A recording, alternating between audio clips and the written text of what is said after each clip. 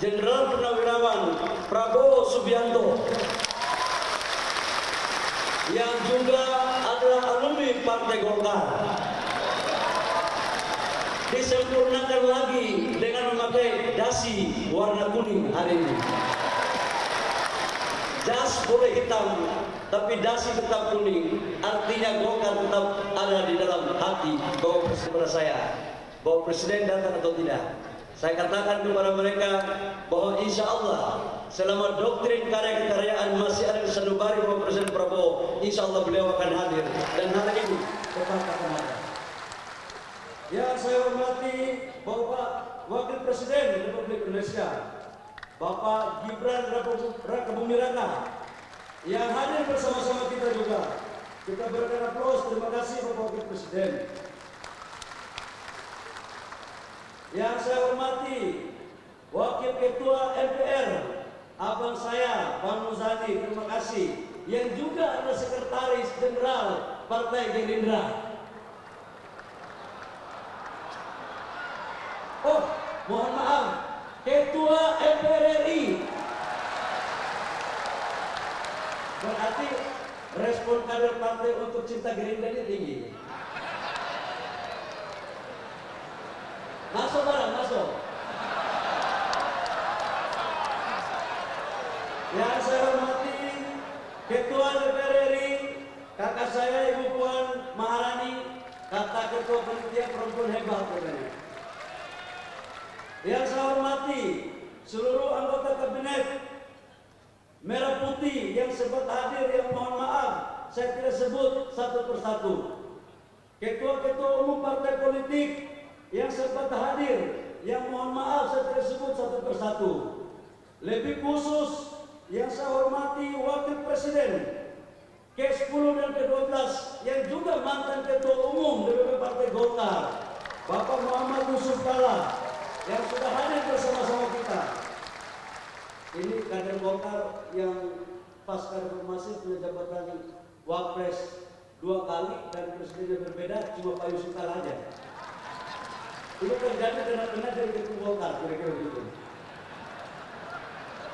Yang saya hormati Ketua Dewan Pembina Partai Golkar, Pak Agus Gumiwang, Ketua Dewan Kehormatan Bang Ical, kita berikan aplaus kepada Pak Manisal Bakri, Ketua Dewan Etik, dan seluruh senior-senior yang mohon maaf saya tidak sebut satu persatu.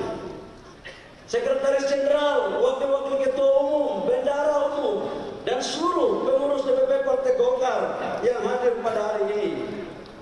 Yang saya hormati anggota fraksi 102 orang DPR RI yang sempat hadir di ruangan ini.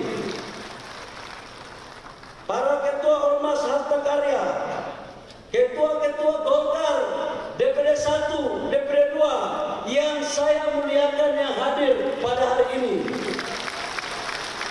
dan seluruh anggota DPR Kabupaten Kota Provinsi yang berjumlah 2.900 yang baru selesai mengikuti pembekalan dalam mengawal pemerintahan Prabowo Gibran ke depan. Seluruh kader dan hadirin yang berbahagia, pertama-tama marilah kita panjatkan puji syukur kita kehadirat Allah Subhanahu wa taala atas limpahan rahmat kasih sayangnya, sehingga pada hari ini kita dapat berkumpul di sini dalam rangka mengikuti perayaan puncak HUT Golkar yang ke-60. Hari ini merupakan hari yang sangat penting. Ibarat usia seorang manusia, 60 tahun bukanlah usia yang muda. Ini adalah usia matang-matangnya. Karena itu kalau kita menengok ke belakang tentang bagaimana proses Partai Golkar lahir, sesungguhnya Partai Golkar lahir adalah merespon terhadap kondisi politik yang pada saat itu terjadi di zaman Orde Lama. Stabilitas politik yang tidak menentu, adanya gerakan politik yang merubah ideologi Pancasila kepada ideologi lain. Atas dasar kesadaran itulah kemudian muncul gabungan organisasi-organisasi yang mengatasnamakan sebagai Sekber dan mendeklarasikan diri pada tanggal 20 Oktober tahun 1964. Dan disitulah terjadi bergabungnya antara TNI dan organisasi-organisasi sebagai cikal lahirnya Partai Golkar. Dengan demikian dapatlah kita artikan bahwa sesungguhnya Partai Golkar lahir bukan dimiliki oleh 1-2 orang, tapi Partai Golkar lahir atas dasar gagasan besar para pendiri bangsa dan para tokoh-tokoh bangsa yang ingin melihat rakyatnya sejahtera. Proses kemudian terjadi pada tahun 71, Golkar menjadi peserta pemilu. Golkar dulu terkenal dengan jalur ABG, ada sipil birokrasi, Golkar dan TNI, mampu mengawal proses pemerintahan selama 32 tahun. Kita tahu di awal Orde Baru, inflasi kita di bawah kurang lebih sekitar hampir 600%. Pengangguran di mana-mana, pangan susah, lapangan pekerjaan yang kita butuh, dan pertumbuhan ekonomi kita yang tidak baik. Alhamdulillah, selama 30 tahun lebih, Partai Golkar bersama-sama pemerintah mampu merubah pola pikir dan kondisi ekonomi bangsa, di mana pertumbuhan ekonomi kita kurang lebih di atas 8%, dan kita mampu melakukan swasembada pangan, serta inflasi kita terjaga dengan baik, saudara-saudara sekalian. Di zaman Orde Baru juga kita pernah melakukan ekspor minyak 1 juta barel per day. Ini adalah sebagai bentuk daripada kedaulatan energi. Namun apa yang bisa kita lihat, kekuatan bangsa kita tidak hanya disegani di kawasan Asia Tenggara, tapi juga disegani di dunia. Bahkan terkenal bahwa Indonesia adalah macam Asia. Golkar lahir untuk mengawal proses pembangunan. Golkar lahir untuk menentukan dalam rangka mewujudkan apa yang dicita-citakan oleh para pendiri bangsa tentang kesejahteraan, tentang pendidikan, tentang kesehatan. Bapak Presiden, hadirin yang berbahagia, di akhir masa kepemerintahan Orde Baru, kita lihat bahwa negara kita juga mampu bersaing secara teknologi di bawah pimpinan B.J. Habibie. Namun pertanyaan yang muncul adalah, apakah negara-negara tetangga atau negara luar itu ikhlas dan senang melihat Indonesia maju? Saya katakan bahwa proses itu belum betul-betul mereka senang kalau negara kita maju. Apa yang terjadi? Krisis ekonomi melanda negara kita pada tahun 98 yang diawali dengan krisis ekonomi berujung pada persoalan krisis politik. Mahasiswa yang waktu itu juga salah bagian daripada mahasiswa meminta pergantian pemerintah. Dan tidak hanya di sana, Golkar pun diminta turut untuk dibubarkan. Ini adalah fase-fase yang berat, Bapak Ibu semua. Tapi kita diuntungkan, kita mempunyai kader-kader patriot, kader-kader Partai Golkar yang negarawan, kader Partai Golkar yang mempunyai kecerdasan, kemampuan komunikasi politik yang dipimpin langsung oleh Ketua Umum Bang Akbar Tanjung. Kita lihat Bapak Ibu semua, di sini adalah fase perubahan baru bagi golongan karya bertransformasi menjadi partai politik. Ini adalah pertama. Dan di tahun 99, kalau kita melihat banyak rakyat di pelosok-pelosok, di kota-kota, saya pernah melihat waktu itu masih mahasiswa, Bang Akbar memimpin kampanye dengan tokoh-tokoh Golkar yang lain. Sempat dari bis ke bis, dari jalan tol ke jalan tol, menghadang mereka. Tapi daya patriotisme, kemudian Golkar mampu keluar menjadi partai pemenang pada pemilu tahun 99, saudara-saudara semua. Pada tahun 2004, Golkar dengan paradigma baru Partai Golkar di zaman pasca reformasi mampu memainkan peran dengan melakukan konvensi agar kemudian 2004 menjadi partai pemenang. Konvensi adalah sebuah strategi yang menurut saya jitu, dan waktu itu peserta konvensinya adalah Ketua Umum Bang Akbar Tanjung, Bang Ical, kemudian Pak Surya Paloh, kemudian Pak Wiranto, dan Bapak Presiden Prabowo. Yang menang waktu itu adalah Pak Wiranto. Namun dalam Pilpres belum Allah mengizinkan jadi presiden. Tetapi yang kalah konvensi 20 tahun kemudian langsung terpilih jadi presiden.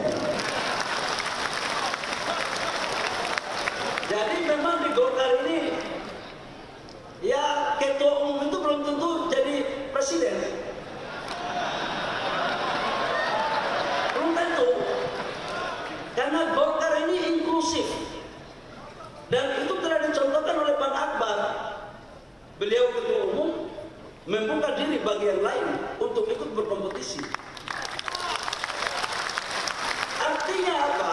Yang saya mau sampaikan bahwa Golkar sebagai partai yang betul-betul adaptif, yang mau mengikuti perkembangan tentang sistem politik yang ada. Pasca pemilihan konvensi, apakah kemudian Partai Golkar sudah selesai? Enggak lagi. Muncul fase berikut. Pasca konvensi, Partai Golkar melahirkan kader-kadernya yang luar biasa, kemudian mendirikan partai lain. Jadi Golkar selalu silih berganti, naik turun. Diawali dengan Hanura yang didirikan oleh Pak Wiranto. Waktu itu orang berpikir Golkar akan semakin suaranya turun. Tapi alhamdulillah, sekalipun ada yang pergi, ada juga yang datang. Setelah Pak Wiranto pergi mendirikan Partai Hanura, ada satu lagi kader terbaik Partai Golkar, mendirikan Partai Gerindra.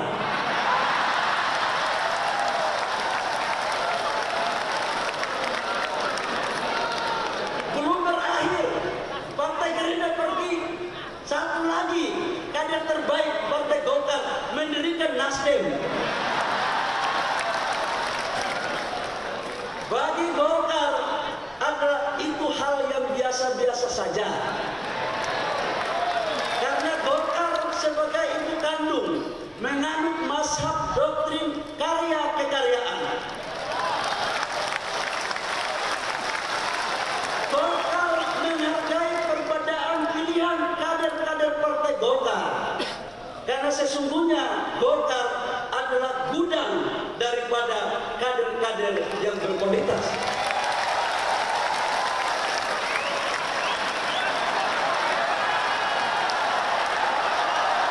Saya juga ingin menekankan bahwa dalam perilaku politik Golkar tidak pernah menghina atau meremehkan partai yang lain. Kami selalu berjiwa besar untuk menghargai kebesaran partai lain.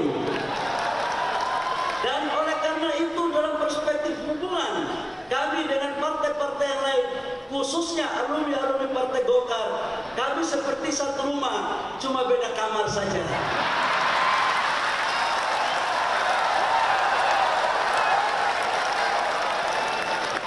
Yang namanya satu rumah pasti keluarga. Cuman itulah perbedaan. Golkar adalah ibu kandung yang melahirkan anak-anaknya. Bapak Presiden, hadirin yang berbahagia.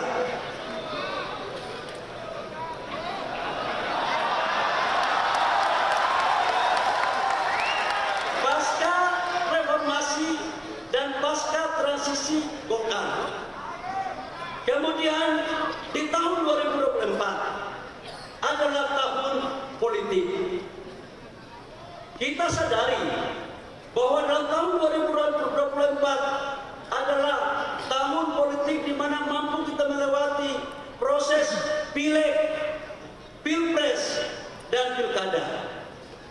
Khusus untuk pileg, alhamdulillah Partai Golkar selalu ada pada garda terdepan untuk memperkuat fondasi-fondasi dukungan dengan melakukan konsolidasi internal dan eksternal.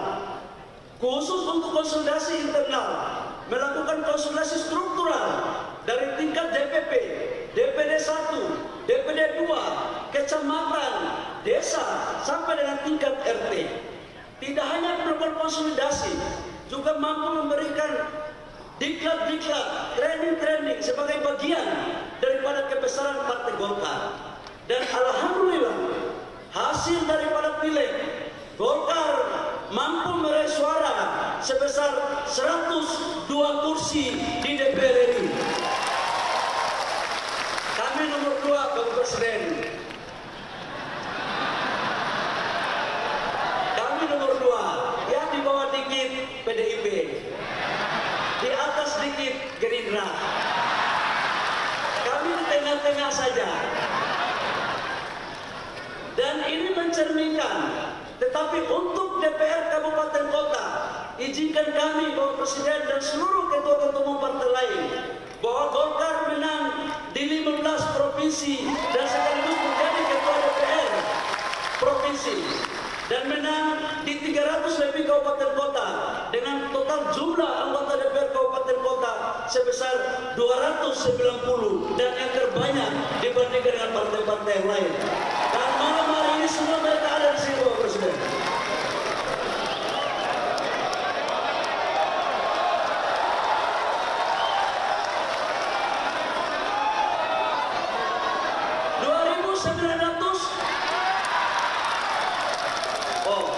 Maklum itu baru.